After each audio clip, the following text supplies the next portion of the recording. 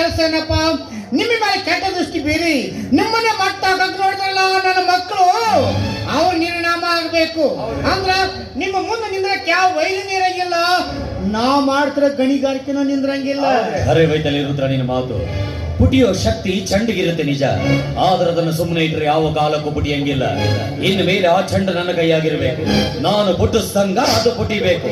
ಅದ್ರಾಗ ನನ್ನ ಕಾರ್ಯ ಸಾಧನೆ ನಾನು ಮಾಡ್ಕೋಬೇಕು. ಮದವೇರಿದ ಮದ್ದಾನೆಯ ಮದನ ಹೆಂಗಿಳಿಸ್ಬೇಕನ್ನೋ ಬುದ್ಧಿವಂತಿಕೆ ನಿಮಗಿರುವಾಗ ನಿಮ್ಮ ಕಾರ್ಯ ಕೈಗೂಡ್ದ ಅದು ಹೆಂಗಿರತ್ರಿ? ಅದು ಹೆಂಗಿರುತ್ತ?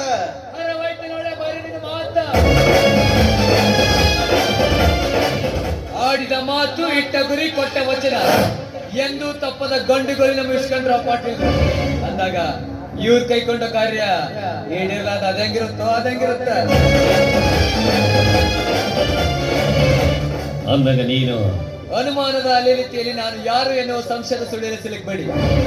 ನಾನು ಪರಮೇಶ್ವರ್ ದೇಶಮುಖರ ಅಳಿಯ ನರಸಿಂಹ ಅಂತ ನನ್ನ ಹೆಸರು. ಏನಂದಲೇ ನೀನು ನನ್ನ ಬದ್ಧ ವೈರಿ ಪರಮೇಶ್ವರ ದೇಶಮುಖನ ಅಳಿಯನ?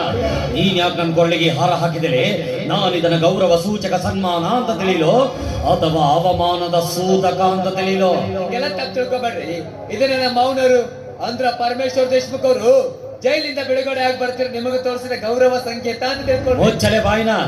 ನಿನ್ನ ಮಾವ ನನಗೆ ಅವಮಾನ ಮಾಡಿ ದ್ವೇಷದ ಬರಿ ಎಳೆದಿದ್ದು ಸಾಲದೆ ಅವನು ಮಾಡಿದಂತ ಗಾಯದ ಮೇಲೆ ಉಪ್ಪು ಸವರಕ್ಕ ನಿನ್ನ ಕೈಯಾಗ ಹಾರ ಕೊಟ್ಟು ಕಳಿಸಾನೇನು ಆ ನಿನ್ನ ಮಾವ? ಹೇಳ ಹೋಗ ನಿನ್ನ ಮಾವನಿಗೆ ಅವನು ಕಳಿಸಂತ ಹಾರಕ ನಾನು ಕೊಟ್ಟಂತ ಗೌರವ ಏನು ಅಂತ ಇದ್ದಿದ್ದಂಗ ಹೇಳ ಹೋಗ. ಅಲ್ರಿ ಪಾಟೀಲ್ರ, ನನ್ನ ಮಾತಾಡ ಕೇಳ್ರಿ. ಹುಟ್ಟಿಸಿದ ಅಪ್ಪನ ಮಾತನ್ನೇ ಕೇಳಲಾರ್ದ ದಿಕ್ಕಲ್ ನನ್ನ ಮಗಲ್ಲೇ ನಾನು. ನಡಿ ಇಲ್ಲಿಂದ. ಇಲ್ಲ